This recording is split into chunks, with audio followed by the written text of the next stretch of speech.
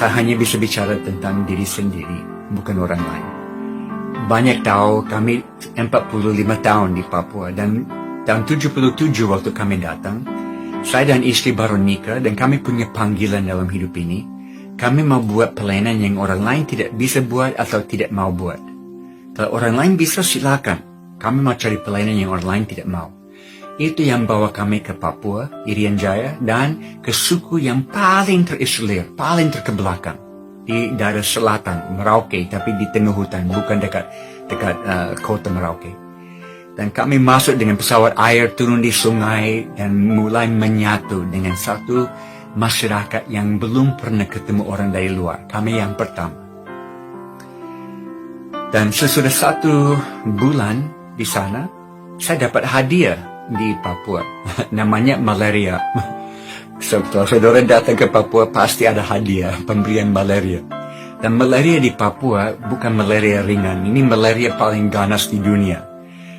Angkatan Laut dari Amerika sudah buat penelitian di seluruh dunia, dan mereka menemukan di Papua adalah malaria yang tidak selalu bisa diobatin dengan obat yang ada. Selalu mutasi baru. Dan saya dapat malaria, panas tinggi, menggigil, muntah, dievakuasi dengan pesawat air keluar, kembali. 2 minggu lagi, malaria lagi.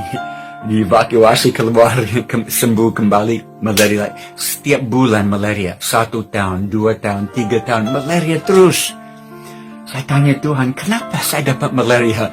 Apakah saya punya panggilan untuk sakit? Karena saudara, saya tidak punya teologi penderitaan. Saya punya teologi kemakmuran yang Amerika sudah bawa ke Indonesia, maaf. Tapi teologi penderitaan saya tidak punya. Saya harus belajar itu di Indonesia. Di mana saya percaya Tuhan adalah Jehovah Rafa yang mau menyembuhkan.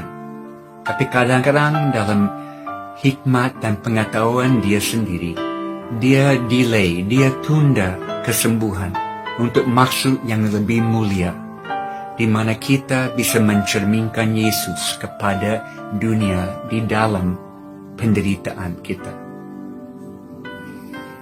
Dan saya dapat malaria terus sampai tahun ketiga ada terobosan dan banyak orang bertobat di suku kami, sampai menjadi kegerakan 80% suku ini percaya Yesus. Beberapa tahun kemudian saya di satu rumah tradisional, kami duduk keliling api, bakar sagu, omong-omong. Dan ada satu bapak tanya saya, Jim, masih ingat tahun-tahun pertama waktu selalu sakit? Oh ya, saya ingat, tidak bisa lupa. Kami lihat Jim jatuh sakit, dibawa keluar, kami pikir dia tidak akan kembali. Tapi kembali lagi. Jatuh sakit lagi, dibawa keluar, kami pikir dia tidak akan kembali. Tapi kembali lagi. Ini mulai bicara kepada hati kami bahwa Jim bawa berita yang begitu penting, kami harus dengar ini. Apakah saudara bisa tangkap ini? Tuhan pakai penderitaan dalam hidup saya sebagai persiapan bagi Injil di dalam hidup mereka. Dan kalau saya bisa menderita supaya satu suku datang kepada Tuhan, why not? Kenapa tidak? Beberapa tahun lalu, saya mulai kehilangan kemampuan lihat dengan mata kiri. Karena obat malaria itu keracunan. Dan kalau dimakan terus bertahun-tahun bisa bikin mata buta. Dan saya mulai buta mata kiri. Saya ke Houston Medical Center di Houston, Texas di Amerika. Mereka periksa di dalam, di luar, semua. Dan akhirnya saya dipanggil ke kantor dokter dan dia kasih lihat semua hasil penelitian dan dia bilang matamu sudah rusak permanen. Ini kondisi tidak akan membaik, ini akan merosot dan mata yang lain akan ikut. Saya duduk santai. Oke dokter, terima kasih. Dia tegas. Apakah saudara mengerti ini tidak akan membaik? Ini akan memburuk. Oke, terima kasih. Saya bangkit berdiri, mau menuju ke pintu, mau keluar. Dia stop saya, dia cegah saya di pintu. Dan dia dengan suara keras paling terakhir. Dan saya tidak bisa jamin kalau saudara kembali ke Papua dan dapat malaria satu kali lagi, bisa buta total. Terima kasih dokter. Saya tahu dari dunia medis tidak ada penjelasan kenapa saya bisa melihat. Tapi Tuhan beri kasih karunia cukup 1 hari demi 1 hari bagi saya. Itu cukup. Dan kalau saya bisa kehilangan mata karena satu suku datang kepada Tuhan, why not? Kenapa tidak? Kami punya 3 anak perempuan yang lahir besar di hutan Papua. Kami homeschool mereka supaya mereka ada dalam tim pelayanan bersama kami. Dan mereka dapat malaria ratusan kali, ulang-ulang. Dan 2, anak pertama, anak kedua hampir meninggal. Dalam koma 1 minggu, tidak sadar. Dan obat tidak menolong. Dan tidak ada pesawat untuk evakuasi. Kami hanya basuh mereka dengan air dan doakan. Dan akhirnya, sesudah 1 minggu, Tuhan kembalikan mereka kepada kami.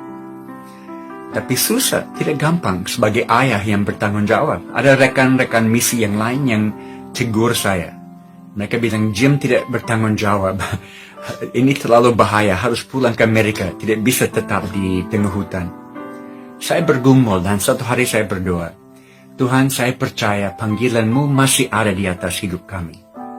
Dan saya buat semua yang ada dalam kemampuan saya untuk menjaga keluarga saya. Saya harus percaya Engkau akan mencukupi kekurangan saya. Dan hari itu saya dapat damai sejahtera dalam hati saya. Saya tahu Tuhan akan selalu mencukupi kekurangan saya. Dan kalau saudara ketemu anak-anak saya, mereka sangat senang. Mereka besar di hutan Papua. Mereka tidak rasa kekurangan sedikit pun. Mereka rasa mereka anak-anak yang paling kaya di dunia. Dan mereka semua keluar kuliah dan masuk profesi bidang masing-masing. Dan mereka teruskan misi Tuhan dalam hidup mereka lewat bidang yang mereka pilih. Seperti Amy, anak pertama. Yang waktu di hutan dia bantu mama di klinik. Dia umur 12 tahun, dia bisa bantu ibu-ibu melahirkan. Umur 12 tahun, dia bisa jahit kulit yang terbelah dari perang suku. Umur 12 tahun, dia bisa pasang tulang yang patah. Akhirnya dia ikut kuliah medis di Amerika supaya dia bisa dapat teori yang sesuai dengan praktik yang dia sudah tahu. Dan dia kembali dan sekarang di kota di mana kami tinggal di Sentani, dia buka klinik kesehatan. Di mana banyak orang datang dan tubuh dijamah Tuhan dan rohnya dijamah Tuhan. Dan dalam COVID ini, klinik kami sekarang setiap hari melayani 600 pasien. Karena semua takut ke rumah sakit karena COVID ada di situ. Jadi mereka datang dan tetap dilayani dengan apa yang ada pada kami. Mungkin saya akhir dengan satu cerita terakhir. Pada satu saat kami mau buat baptisan air di suku di samping suku yang kami layani di pedalaman. Karena waktu kami lihat kegerakan di suku kami ajar mereka langsung. Injil dibawa kepadamu supaya bisa kamu bawa ke suku yang lain. Jadi mereka jadi missionaries langsung jadi. Dan mereka bawa ke suku-suku yang dulu adalah musuh mereka. Yang membunuh dan memakan orang tua mereka. Semua orang seumur dengan saya dan lebih tua tahu rasa daging manusia. Mereka kanibal pada waktu itu. Jadi musuh di sebelah timur dari suku kami adalah suku yang kanibal, membunuh dan makan orang tua mereka. Tapi mereka balas dengan kasih Tuhan. Luar biasa. Dan kami masuk satu kali untuk baptisan air pertama di tengah-tengah suku itu. Dengan pesawat air kami take off dari di sungai kami, di kampung kami. Dan saya satu penetua jemaat dan pilot, 3 orang. Karena di mana kami mau turun itu sungai sempit, kecil dan tidak bisa terlalu berat, harus ringan. Karena pesawat hanya bisa landing dan take off di sungai yang tanjung cukup memungkinkan. Jadi kami turun dari pesawat dan pilot bawa pesawat ke tempat lain, layani missionaries yang lain, nanti sore akan datang jemput. Hari itu kami buat baptisan air, banyak orang dibaptis, ada banyak makan, dan kami nikmati hari itu. Sore pesawat mau datang jemput, dan kami lihat awan-awan hitam yang berkumpul di bagian timur dan sebentar akan ada hujan. Oke, kami harus naik pesawat cepat. Pesawat turun, kami siap-siap naik. Tapi karena hujan mau turun, pilot tidak punya waktu untuk cek float-float, pelampung-pelampung yang ada retak-retak dan air bisa masuk ke dalam bikin berat pesawat. Dia selalu pompa air keluar dari float-float itu. Tapi dia tidak punya waktu karena hujan mau datang. Dia putar pesawat ke ujung tanjung, dia mau mulai take off. Dan waktu dia mulai dapat kecepatan cukup, dia tidak bisa naik. Karena angin yang tiup dari bagian timur tiba-tiba berubah 180 derajat dan datang dari bagian barat. Tidak ada kaus angin, tidak bisa tahu. Tapi waktu dia coba naik, angin dari belakang menahan pesawat di bawah. Sampai kami mendekat ujung tanjungnya, di mana semua belok ke kiri tidak kelihatan lagi. Dia full gas dan pesawat naik sedikit di atas air dan mulai keluar di atas tanah. Tapi di depan kami ada hutan yang begitu tinggi dan kami sebentar akan tabrak dengan pohon-pohon. Saat terakhir pilot tarik satu lever yang ada di dalam kokpit pesawat itu, yang setel kabel sayap kanan dan kiri. Dia tarik full flaps dan buat sayapnya putar dan efeknya pesawat loncat ke atas pohon-pohon. Kami keluar ke atas. Tetapi ada satu kabel yang ada kerusakan sedikit dan waktu dia tarik full flaps, tekanan itu membuat kabel itu putus di udara dan pesawat mulai jatuh. Tidak bisa dikendalikan oleh manusia, tapi bisa dikendalikan oleh Tuhan. Seperti suku ini, orang-orang di suku ini selalu bilang, jam waktu pesawat naik ke atas, Tuhan memegang sayapnya. Dan hari itu betul, Tuhan memegang sayapnya.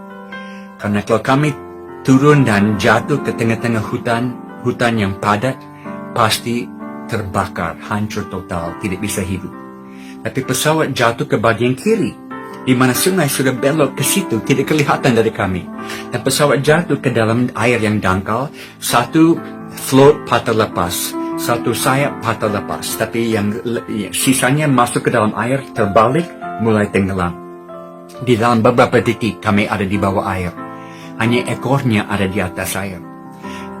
Air masuk ke dalam pesawat cepat, saya coba buka pintu, tapi sayapnya sudah patah dan menghalang buka pintu, tidak bisa. Pilot, dia lihat dari ekor pesawat yang ada di atas air, dia lihat terang matahari yang masuk ke dalam. Karena di ekor pesawat Cessna itu ada satu pintu bagasi kecil yang hanya bisa dibuka dari luar, tidak bisa dibuka dari dalam. Tapi ini sudah buka. Siapa yang buka pintu itu? Tuhan sudah buka supaya ada cara untuk kami keluar. Pilot bilang, ayo ikut saya. Dia lepas bang pengaman dan dia mulai keluar dari ekornya. Saya mulai ikut dia dan saya sadar di belakang saya ada penetua jemaat yang sangat ketakutan. Dia berteriak, tolonglah saya, saya akan mati. Karena saudara ini hari pertama dia naik pesawat. Dia tidak tahu caranya pasang ban pengaman. Saya sudah buat semua untuk dia. Dan bukan hanya satu di pinggang, tapi ada satu lagi, 3 ban. Kompleks. Saya pasang dan bongkar semua untuk dia. Saya pikir bagaimana saya bisa bantu dia dalam beberapa detik dengan air masuk. Kami tidak punya waktu lama. Saya balik mau bantu dia. Dia duduk di situ dengan semua ban lepas. Dia tidak tahu bagaimana dilepaskan atau siapa yang lepaskan. Ada malaikat yang bantu dia. Saya ambil tangan. Saya keluar dari pintu bagasi itu. Saya tarik dia keluar dan waktu kaki dia lepas dari pintu, kami semua ada di luar. Ekor pesawat ke bawah. Kami hitung 1 menit. Dari point of impact sampai pesawat ada di bawah. Cukup 60 detik kami bisa keluar. Dan kami berenang sampai ke pinggir kali dan kami bermalam di situ. Tunggu search and rescue esok hari. Dan malam itu hidup saya seperti video yang diputar.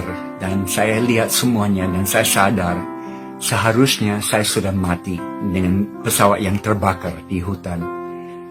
Tapi Tuhan berikan waktu tambahan, extra time, dengan tujuan yang hanya Dia tahu.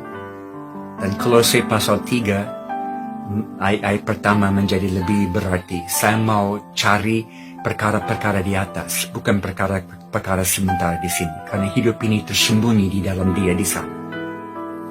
Ini yang saya sampaikan lewat firman hari ini, saudara. Kita punya waktu terbatas. Mari kita kejar dengan segalanya yang kita punya, memenuhi panggilan Tuhan. Karena hidup ini bukan tentang kenikmatan kami, tapi bagaimana kami bisa dipakai dalam tangan Tuhan, alat yang berguna untuk membawa banyak orang kepada Dia dengan waktu sisa yang kita punya. Saya mau berdoa bagi jemaatmu.